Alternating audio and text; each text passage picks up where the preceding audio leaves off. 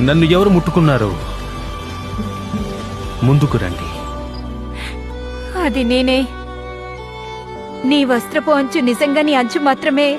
నువ్వు అపవిత్రం కాలేదు. నా వస్త్రం ఎందుకు? నన్ను క్షమించండి. నేను అడిగి ఉండాల్సింది.